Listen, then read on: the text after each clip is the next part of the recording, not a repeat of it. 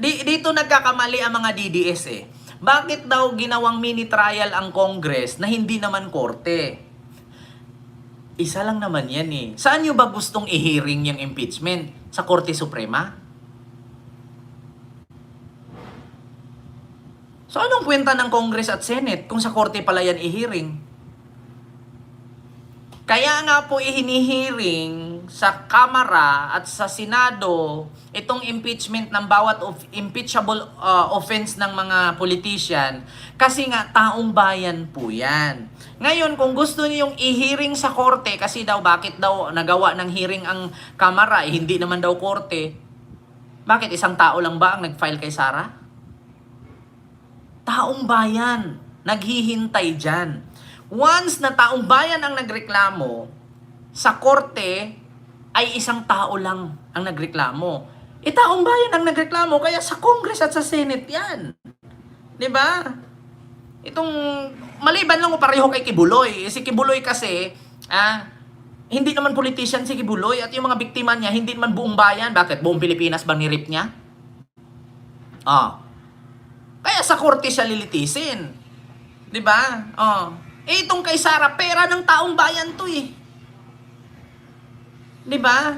No, sa mga nagtatanong at mga nagsasabing DDS, bakit ginawa ng korte ang Congress at bakit sa Senate daw ihihiring? Mga kababayan, taong bayan po ang nawalan. Sabi ni Elson Hizona, taong bayan ba talaga, Neng? Taong bayan, bakit? Meron tayong kasabihan. 1, 2, 3 is more than 1. Ngayon, bakit hindi natin subuking tanungin yung ating viewers? Payag ba kayo na i-hearing sa Congress at Senate? Ito, may nagtanong kasi dito eh.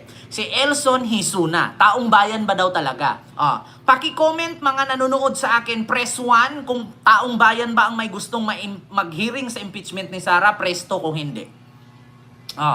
Elson Hisuna, panoorin mo yung mga magko-comment at bilangin mo kung hindi ba taong bayan ang may gusto.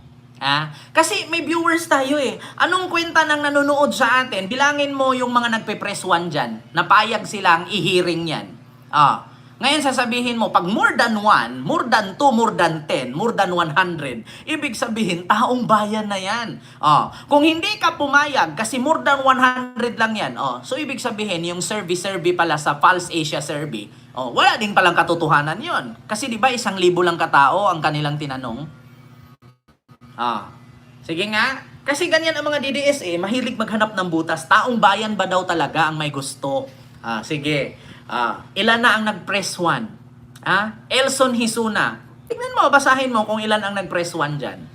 Hindi pa ba taong bayan yan? Hindi pa ba sapat yan para sabihing taong bayan? Lahat ng nanood sa akin, butante yan. Wala namang kindergarten nanood dyan eh. Bakit? May grade 1, grade 2 hanggang grade 5 ang nanood sa akin? Ayan, hindi pa ba taong bayan yan? Kasi kung hindi pala matatawag na taong bayan yung nag-press 1 na yan, so ibig sabihin, yung Pulse Asia Survey, so hindi pala yung totoo, hindi pala yung taong bayan. 'Di ba? Hindi pa ba taong bayan yan? Nakikita mo?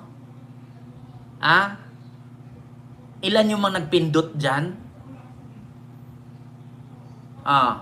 Hindi pa ba taong bayan yan? Elson Hisuna?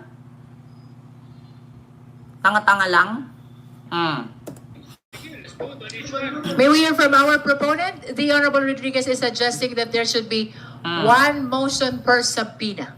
At saka sa mga DDS na nagsabi na bakit daw si Sara i-hearing sa Kamara at sa Senate, tanga, si Sara politician. Hindi siya magiging vice president kung hindi siya ibinuto sa taong bayan. Maliban lang kung si Sara nagtitinda ng tuyo yan, private citizen yan, malamang sa Korte Suprema siya, sa Korte, sa Trial Court o sa RTC branch, doon siya i-hearing na iilan lang ang nakakaalam, 10, 5 lang. Yung kampo nung nagreklamo at sa kampo niya. Mga kababayan, taong bayan talaga ang kailangan makaalam dyan kay vice president siya. So anong sa bagay, dito naman natin makikita sa mga DDS na hindi daw pwedeng i-trial si Sara sa Congress at sa Senate kasi bawal daw yun.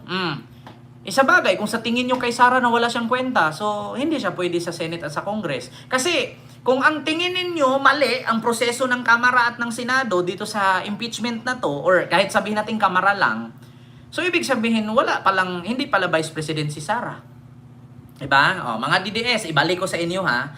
Wala daw karapatan ang Congress na mag-mini trial sa impeachment ni Sara. So, hindi naman daw korte ang Kongreso. So, ibig sabihin, wala din palang kwenta si Sara pagiging Vice President. Kasi si Sara, binoto ng taong bayan. Kaya taong bayan ang manuod sa kanyang hearing sa impeachment trial. So, kung hindi kayo papayag mga DDS na i-hearing siya dyan sa Congress, ibig sabihin, hindi pala siya Vice President. Wala pala siyang kwenta na Vice President. So, mahuhulog doon na hindi siya binoto ng taong bayan. 'Di ba? Mahuhulog doon na hindi siya politisyan. Kasi hindi sila papayag kasi unconstitutional daw. Di ba sabi ngayon, ito pakinggan nyo mga kababayan. Pakinggan nyo. Pakinggan nyo, unconstitutional daw ang hearing. Mga kababayan, unconstitutional daw. Itong pag-mini trial ng Kongreso. So, ibig sabihin, hindi pala si Sara Vice President. Wala palang kwenta yung bumoto sa kanya. Ito Sa pagdinig ng komite sa Kamara ang defense team ni Vice President Sara Duterte, pero humarap sila sa media. Kinwestiyon nila ang jurisdiksyon ng komite na talakayin ang mga impeachment complaint laban sa bise. Ayan na, Nakatutok si pakinggan nyo. Marisol Abdurrahman.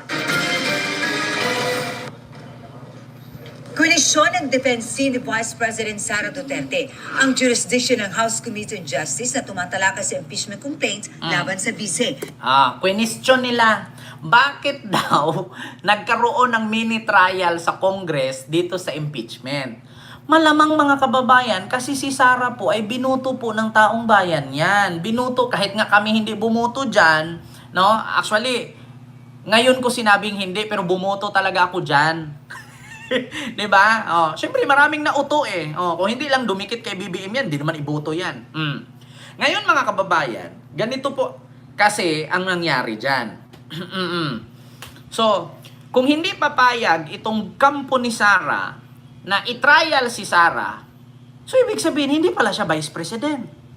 Kasi kaya nga dyan siya sa Congress i-hearing, kasi nga politician siya.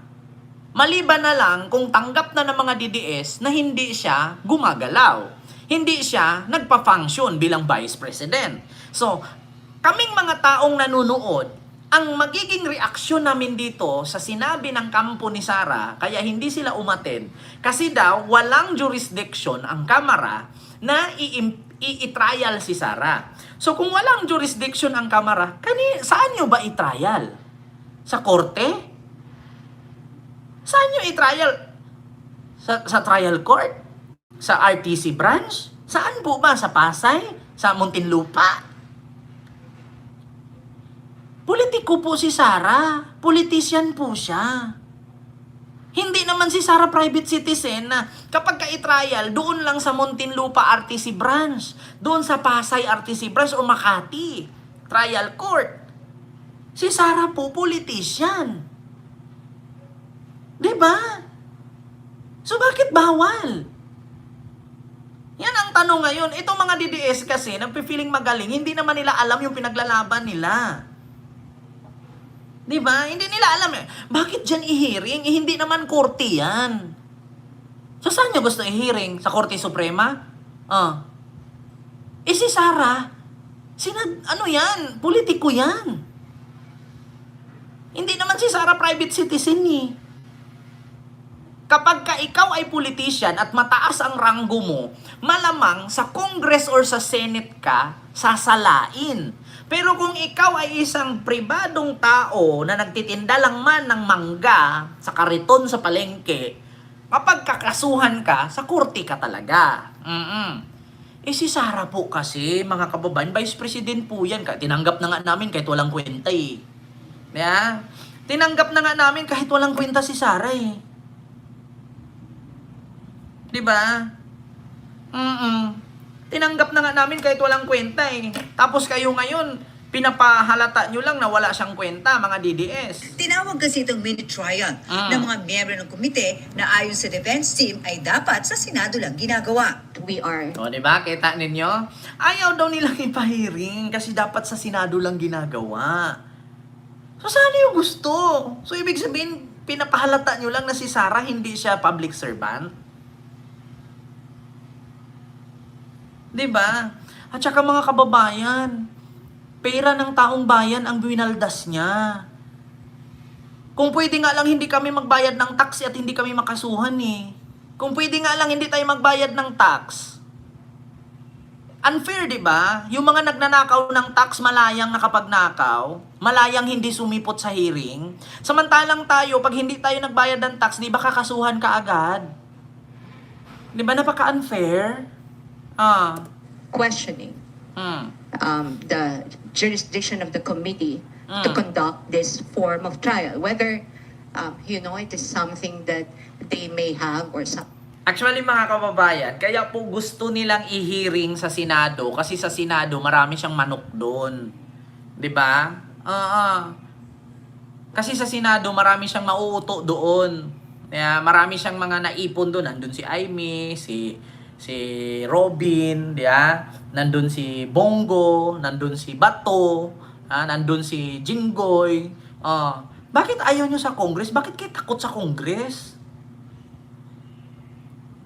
Naku, mga kababayan, baka pagdating sa Senado niyan, tapos magugulat kayo doon, mas malala pa pala sa Congress, pagsisihan nyo yan. Members of the committee may have referred to as a mini trial or as a form of hearing. Nilinaw ng defense team ng BISE na hindi nila wini-waive ang karapatan ng Vice President na lumuhok sa proceedings at magpresenta ng mga ebidensya.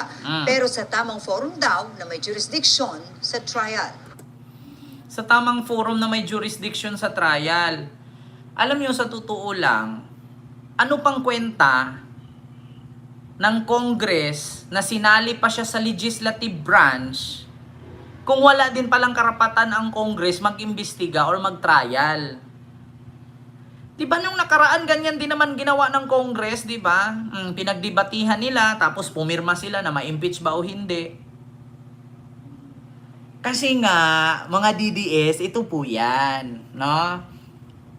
In-underestimate nyo kasi ang Congress nung unang impeachment. Diba?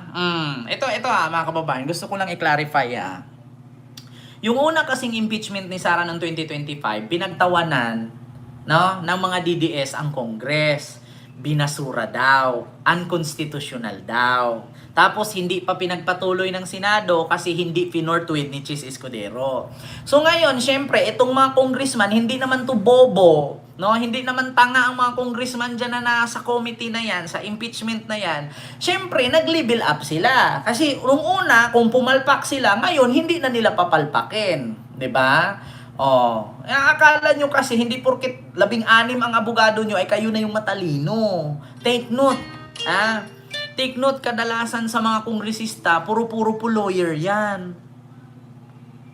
'Di ba? Yan ang pagkatandaan ninyo, mga DDS. Kung pumalpak una ang Congress, ngayon hindi na. Alam nyo na. 'Di ba? Alam nyo na, mga kababayan. Kung noong 2025 impeachment complaint, ang Congress pinagtawanan ninyo, ang Congress ngayon, nag-double standard na sila. Di ba? Nag-ano na sila, tawag dito, nag-level up na, pinapaano na talaga nila. Sabi, yung una, sige, pinagtawanan tayo ng una. Meron pa naman pangalawa Di ba? Yung pangalawa, hindi na natin to palalagpasin. Edi ginamit na nila yung kapangyarihan nila bilang lawyer.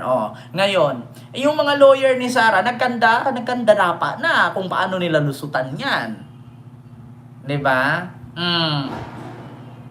Yan na ngayon ang problema. Kadalasan pa naman sa mga kongresista, puro-puro trial lawyer yan. Nandyan si Dilima, nandyan si Jokno, nandyan si Luestro.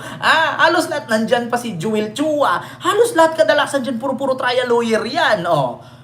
Sige. Kung noong 2025 impeachment complaint, pinagtawanan nyo ang Kongreso, ngayon ang Kongreso nag-level up na. Sabi nila, sige sige, mali tayo nung una. Sige. Panindigan na, iseryosohin na natin ngayon. 'Di ba? Ngayon gusto nyo ilipat sa Senado. Tapos paglipat pala sa Senado niyan, mas malala pa pala. Kasi pagdating sa Senado, nandun na si Tito Sen, hindi nyo nahawak sa liig. Nako mga kababayan, sinabi ko sa inyo. Ala, patay kayo diya. Nandun, lalo ngayon, nandun na si Bam Aquino, nandun na si Kiko Pangilinan, nandun si Risa Ontiveros. 3 na sila doon. Siyempre, sasakay pa yung iba dyan. Nako, patay kayo diya. Nako. Ewan ko ba sa mga yan? Ang daming palusutin. Bakit kasi ayaw na lang sagutin? Simple lang naman yan eh. Diba? Katulad dito, sabi ni tatay, mga kababayan, simple lang naman, no? Ang tanong ang tanong kay Sara. Bakit kasi ayaw pa sagutin? Tignan niyo mga kababayan. Pakinggan niyo si tatay Tay, anong hatol mo pagdating sa usapin ng impeachment niya? Guilty. Bakit Maraming din ang yan. Tsaka unang-una, kung ano yung mga pinagsasabi niya, hindi naman talaga totoo. Hindi kasi ngaling, liar. So sa tingin niyo po dapat siya magpaliwanag pagdating sa usapin ng confidential funds? Kung wala kang ginawa, dapat lang. Hindi makasagot eh. Binoto ko yan, kaso nalaman kong bobo pala. Bobo pala. Ngayon tatakbo daw po siyang Pangulo. Ano masasabi mo? Bahala na yung mga mga bobo ni. Bahala na yung mga Yung isip. tratadong BBS. Lahat binoto ko yan, pero nalaman ko rin, wala palang isip. Wala pang isip. Isa rin po kayo sa nagsisi. Natural. Diba? Tsaka dapat makulong yan. Maraming kasalanan dito yan. Pero mo, confidential pa, hindi niya masagot-sagot. Simple lang. Samo dinala. Siya pagalit. Kahit man ako may amo ako, binigyan akong pera. Samo din na yung pera. Pinili natin ang mga school supply. Pati yung resibo. Meron pa ba tatanong? Sagot na. Ganun lang yun. Diba? Simple lang. Sige po sir, maraming salamat po. Thank you po. Diba? Kita ninyo? Totoo naman sabi ni tatay, ikaw may amo ka, binigyan ka pera, pambili mo school supply, ito yung resibo. Di tapos. Bakit hindi mo pakita yung resibo? Ba't hindi mo may lahat-lahat? Hindi ka magsabi. Diba? Simple lang. Mahirap ba yun sagutin, mga kababayan? Mahirap ba yun? Binigyan ka ng pondo. Binili mo ng armas. Ito resibo, ito armas. Tapos, bakit hindi niya maisabi? Bakit hindi niya maipaliwanag? Di ba? Napakasimple lang na tanong. Kaya ngayon ang taong bayan at iba niya kapwa politiko, may doubt. Kasi may pondo ka, 600 million para sa confidential. Gaano ba ka-confidential yan? Kasi yan ang mapapasok agad sa isipan ng tao. Gaano ba ka-confidential yan kung bakit hindi mo pwedeng sabihin? Confidential kasi ginastos mo? Confidential kasi binulsa mo? Ganun ba? Kaya hindi mawawala sa isipan ng tao na bakit hindi niya masabi? Kung confidential yan, edi ibulong mo doon. Ibulong mo sa mga kongresista. Ito po kasi confidential, tayo lang ha. Bawal ipaalam sa publiko. So ngayon, ito pala di tapos. Ano pang pag-usapan? Pwede mo naman kausapin yung mga congressman dyan. Ito, kapwa ko politician na mga congressman nakaharap sa akin, nag-trial sa akin ngayon.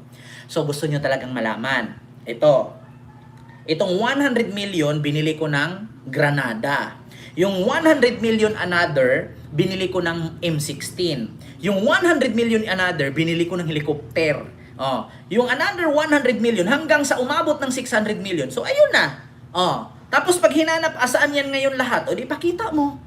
Di tapos. Gaano ba yan ka-confidential? Kasi nakakapagtaka lang mga kababayan, kahit ako sa tinagal-tagal ko dito nag-political vlog, kung confidential talaga yung 600 million ni Sara na hindi niya pwedeng sabihin kasi delikado, ginawa niya para maging delikado. Kasi kung sabihin natin, bumili siya ng private investigator, gumasto siya sa mga private investigator para malaman natin yung korupsyon, edi sana may report na siya patungkol sa korupsyon.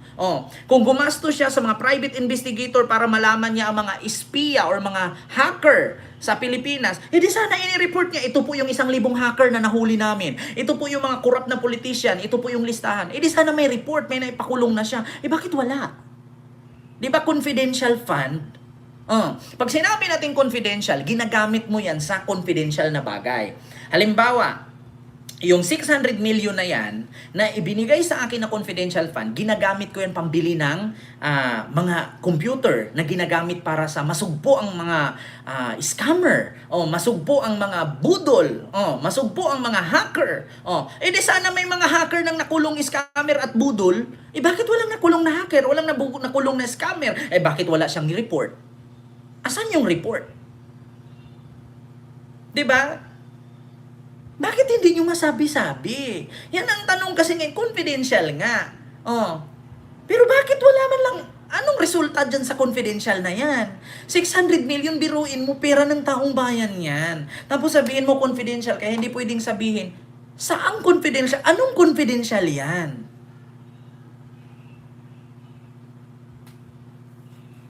Diba? Ganun lang kasimple. Anong confidential yan? Tapos gumawa pa kayo ng resibo, peke pa. Di talagang pag hinalaan kayo ng tao, bakit ka gumawa ng peke? Pangalan pa, Chichiria. Hindi naman tanga. Di ba? Hindi naman tanga ang mga tao na maggalagay ka ng pangalan, Mary Grace Piatos. Nakakatuwang apelido. Okay lang sana kung Mary Grace Alonso, Mary Grace, Rojas, Mary Grace Reyes, hindi halata, hindi mapagtawanan ng tao. Ibigay, Nagaraya, Uwishi, Piatos, Dudong Bungal, Dudong Barok. Di ba? Meron pang apelyido, Mickey Mango, Realme, may Nova. Nakakatawa kasi ng mga apelyido, kaya napagkamalan talaga tuloy kayo ngayon na piniki ninyo.